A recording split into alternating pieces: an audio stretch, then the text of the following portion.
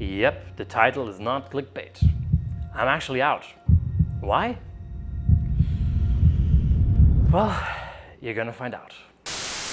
Let's go back to January 2023, where it all started. At that time, I was still a PhD candidate at MIT researching AI applications.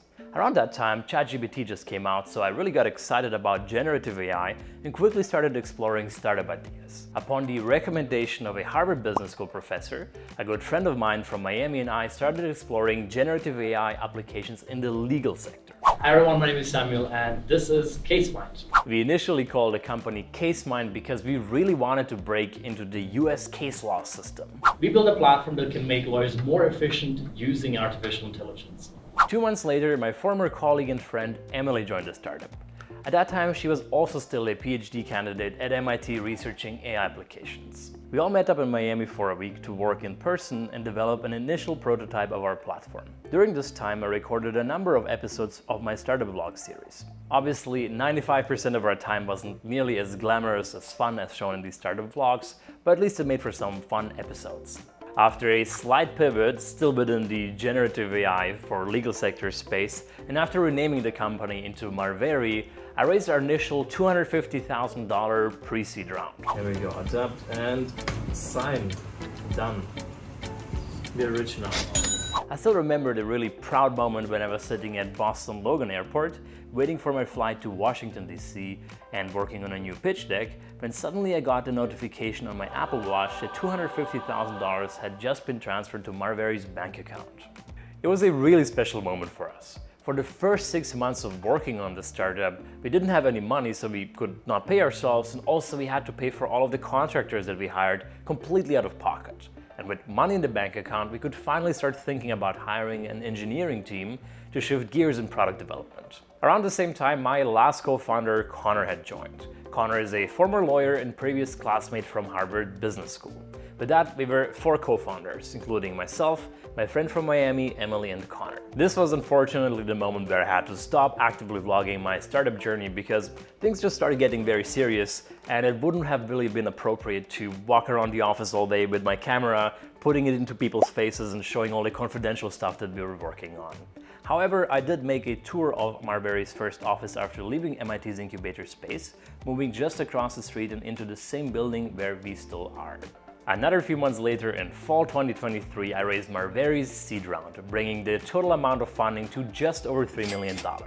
We are now backed by Bessemer Venture Partners, one of the most prominent venture capital firms in the whole world, and a few other VCs including Alven Capital, who are based in Paris and they're absolutely amazing, Sequoia Scout Fund, and a few smaller VCs and angel investors. Keep in mind that 2023 was one of the worst years to raise in modern history.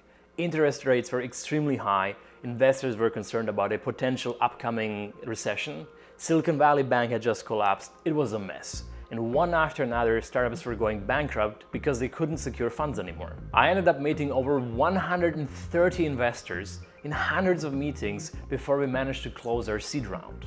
Hello, how are you? Pretty well. It's been a very busy week. We've been going from meeting to meeting all week. But once we got the first check in, suddenly things got very quick, and we ended up having to say no to several investors because we didn't want to sell away half of the company so early on. And with $3 million in our bank account, it was finally time to hire an amazing engineering team to shift gears in product development. This is the point in the video where I actually want to explain to you what the heck my startup really does. Marveri is a vertical B2B AI SaaS platform for conducting legal due diligence in mergers and acquisitions and venture financings. If that tells you everything you need to know, I'm impressed. But if you're like me and don't really understand all this fancy MBA terminology, let me explain by starting what legal due diligence means. By the way, if you don't care, you can just skip to this timestamp. M&A stands for mergers and acquisitions. Mergers means 2 companies are being merged together, and acquisition means that one company buys another company. As you can surely imagine, buying a company is not as trivial as just buying a potato in a supermarket. Because if you want to buy a potato, you just look at it, you say, yep, it's a potato, and you buy it. Your whole due diligence process was just looking at it, and that's it. For companies, taking a quick look is a little bit more complicated, because what does it really mean to buy a company? I mean, what is a company really?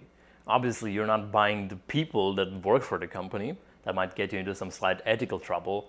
And if the company is not some factory and just renting an office space, you're not even buying a physical building of the company. Technically, you're just buying a legal entity. That means you get a piece of paper that says that you now own this company, and that's pretty much it. Now, a legal entity, while on its own being worthless, comes attached with intellectual property rights, code, bank accounts with some money on them, trademarks, and many other things. But you might also be buying a lot of problems without realizing. What if, for example, your software engineers use some code that doesn't belong to them and put it into your platform without telling anyone about it? Well, after you buy the company, if this goes public, all of a sudden you will get sued. And you, as the new owner of this company, will have to deal with the lawsuits and the financial consequences of what went wrong, even though you didn't know about it in the first place. Figuring out all of this mess is the job of investment bankers and lawyers. The lawyers might be asking the company that's being acquired to hand over all sorts of legal contracts, from employment agreements, leases, basically any document that has an authorized signature at the bottom might need to be looked at, inspected for potential problems. Obviously, as this can be tens of thousands of pages of contracts, no one human can reasonably read and understand all of this and actually ensure that there's nothing wrong with the company. For example, some 25 years ago, the German car manufacturers BMW and Volkswagen engaged in a bidding war over acquiring the British luxury car manufacturer Rolls-Royce. Volkswagen eventually won the bid by offering a whopping 430 million British pounds. At least, so they thought. Volkswagen didn't do their legal due diligence, because if they had actually done this properly, their lawyers would have realized that the company Rolls-Royce, which is the one that they were acquiring, doesn't actually own the brand Rolls-Royce.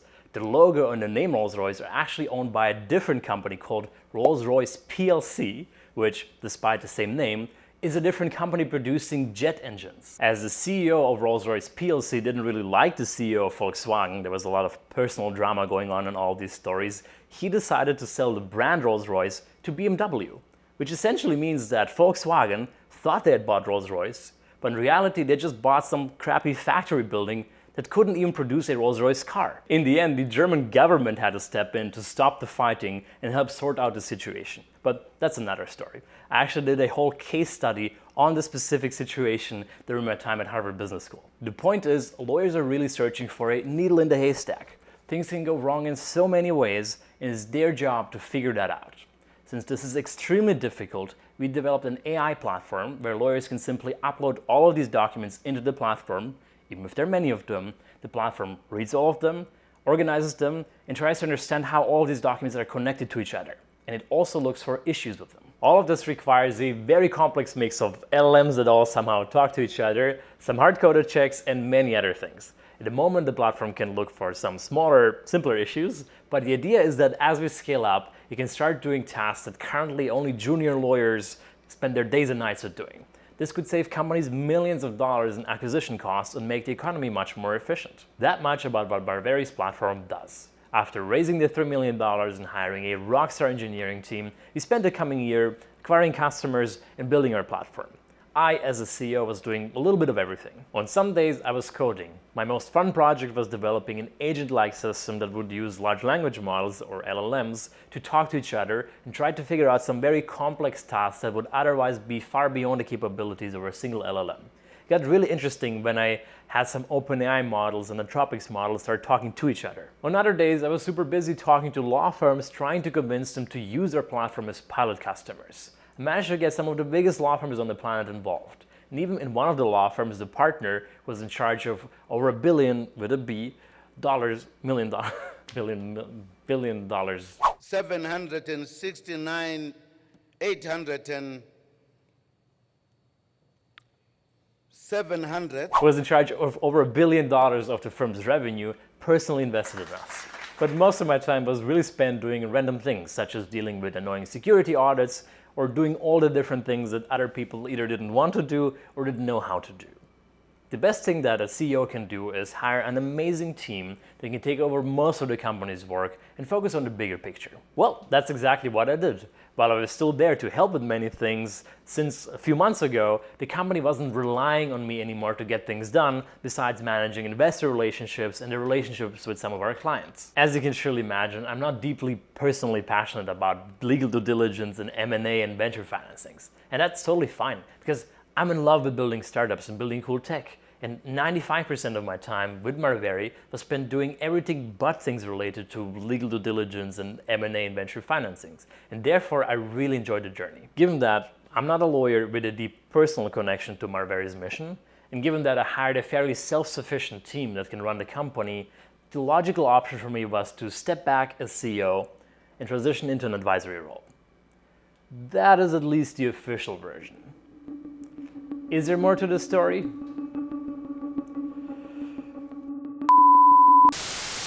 All I can say is I'm really grateful for my investors and their support, the overwhelming majority of whom have stood behind me in all of this time. And given my investor support, I'm actually leaving with a pretty satisfactory exit deal. With all the active and passive income I'm currently getting from the businesses that I have up and running, I could just chill and take life the easy way. And I would be happy for maybe a month, 2 months. I know myself well enough at this point that I would just go crazy if I were just working on nothing.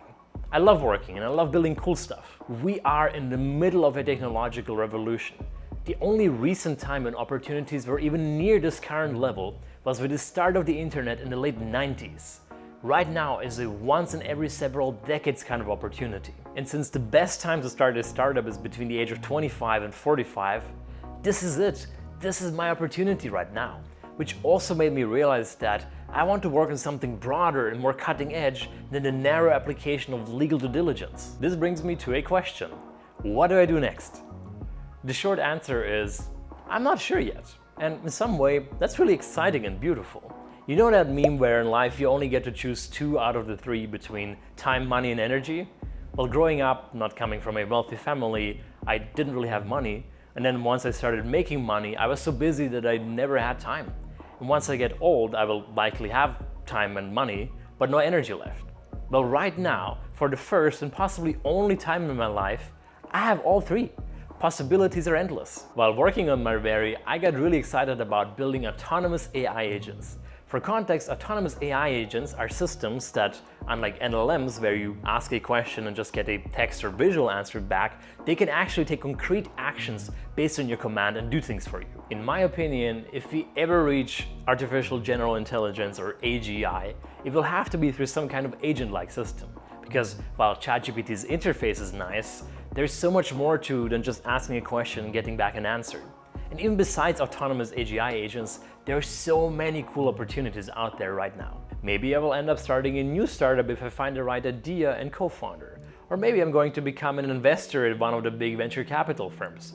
Or maybe I end up joining one of the big tech firms that are currently working on generative AI. All I know at the moment is that I'm going to take the next few months to first of all travel and see some cool places. After all, I've been working almost day and night for the last 15 years with no time off.